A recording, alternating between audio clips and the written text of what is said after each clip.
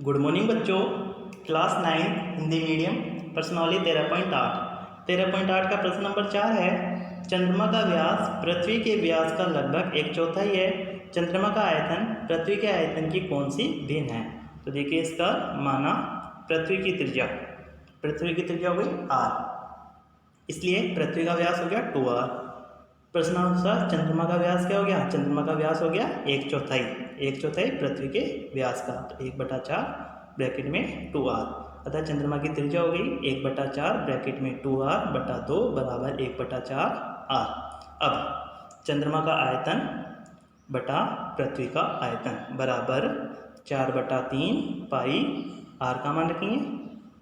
r का मान कितना हो गया चंद्रमा का?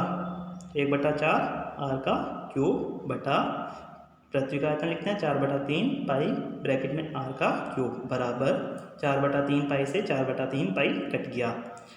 अब 1/4 का क्यूब कितना हो गया? 1/4 का घन हो गया 1/64, r का घन r क्यूब 1/64 r क्यूब बटा r क्यूब बराबर r क्यूब से r क्यूब कट गया, बराबर में क्या बचा? 1/64।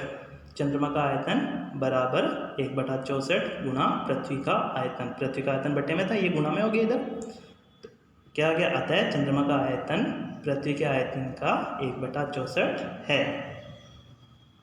प्रश्न नंबर 5।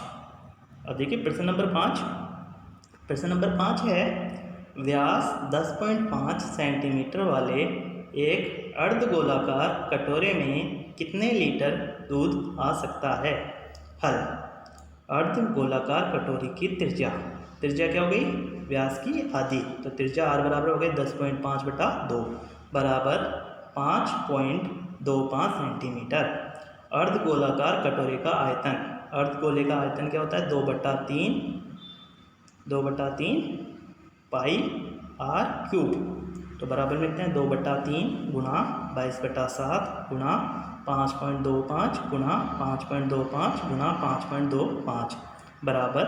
अब देखो इस 7 से अगर 5.25 को काटोगे, ये 21 से काट देना डायरेक्ट, 21 से काटेंगे तो 5 में 2 भाग जाएगा नहीं, 52 में गया 2 बार, 21 2 42, 10 बचे, सॉरी हाँ 10 बचे 105, तो 5 पर गया तो आगे बराबर में 2 गुणा 22 गुणा 0.25 गुणा 5.25 गुणा 5.25 बराबर, इसको गुणा करेंगे तो बराबर आ जाएगा 303 सेंटीमीटर क्यूब, लगभग ब्रैकेट में लगभग लिखनी है बराबर 303/1000 लीटर, चूँकि 1 सेंटीमीटर क्यूब होता है 1/100 1/1000 लीटर, बराबर हो गया 0.303 लीटर। अतः अर्धगोलाकार कटोरे में 0.303 लीटर दूध आ सकता है। प्रश्न नंबर 6। अब देखो प्रश्न नंबर 6 है, एक अर्धगोलाकार टंकी 1 सेंटीमीटर मोटी एक लोहे की चादर की बनी है। यदि इसकी आंतरिक त्रिज्या 1 मीटर है तो इस टंकी के बनाने में लगे लोहे का आयतन ज्ञात कीजिए। हल।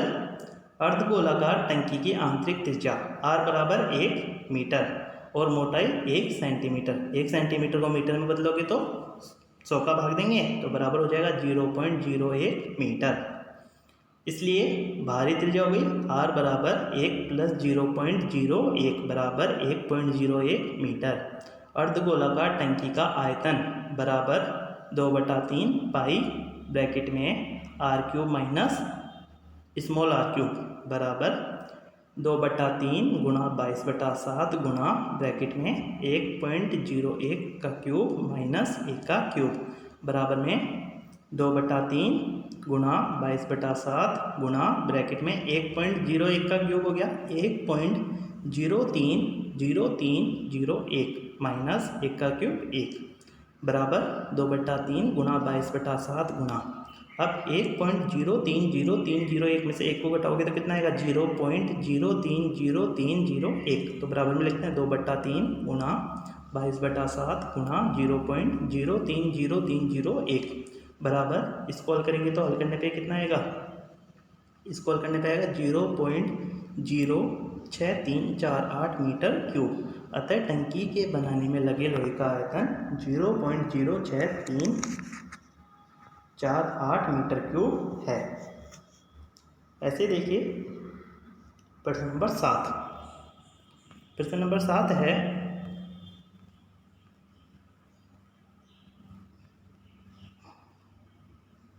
प्रश्न नंबर 7 है उस गोले का आयतन ज्ञात कीजिए जिसका पृष्ठीय क्षेत्रफल 154 सेंटीमीटर स्क्वायर है। तो देखिए हल। गोले का पृष्ठीय क्षेत्रफल a बराबर 154 सेंटीमीटर स्क्वायर, माना गोले की त्रिज्या r सेंटीमीटर। गोले का पृष्ठीय क्षेत्रफल होता है 4 पाई r स्क्वायर। तो मान निकालते हैं r का। 154 बराबर 4 गुना 22/7 गुना r स्क्वायर। r स्क्वायर बराबर क्या हो गया? r स्क्वायर बराबर 154 गुना 7 बटा 22 गुना 4 बराबर 22 से अगर 154 को काटोगे तो 7 आएगा, तो 7 गुना 7 बटा 4। r स्क्वायर बराबर आ गया 49/4। r बराबर हो जाएगा 49/4 का अंडर रूट निकालेंगे बराबर 7/2। अब गोले का आयतन निकालते हैं। गोले का आयतन बराबर 4/3 पाई r क्यूब बराबर 4/3 गुना 22/7 गुना 7/2 का क्यूब बराबर 4/3 गुना 22/7 गुना 7/2 गुना 7/2 गुना 7/2 बराबर, इसको हल करेंगे तो 539/3, क्योंकि 7 से 7 कट जाएगा एक, तो 2 से 1 4 कट जाएगा, तो 539/3 और 1 2 से 22 कट गया, 11 आ गया। अपने पास क्या बचा? 11 गुना 7 गुना 7, 7 7 49, 49 को 11 से गुना किया तो 539/3 बराबर 179 सही 2/3 सेंटीमीटर क्यूब। अतः गोले का आयतन 179 सही 2/3 सेंटीमीटर क्यूब है। तो ओके स्टूडेंट्स, आज आपको प्रश्न नंबर 4 से लेकर प्रश्न नंबर 7 तक अपनी फेयर नोटबुक में करना है। नेक्स्ट क्वेश्चन हम कल करेंगे।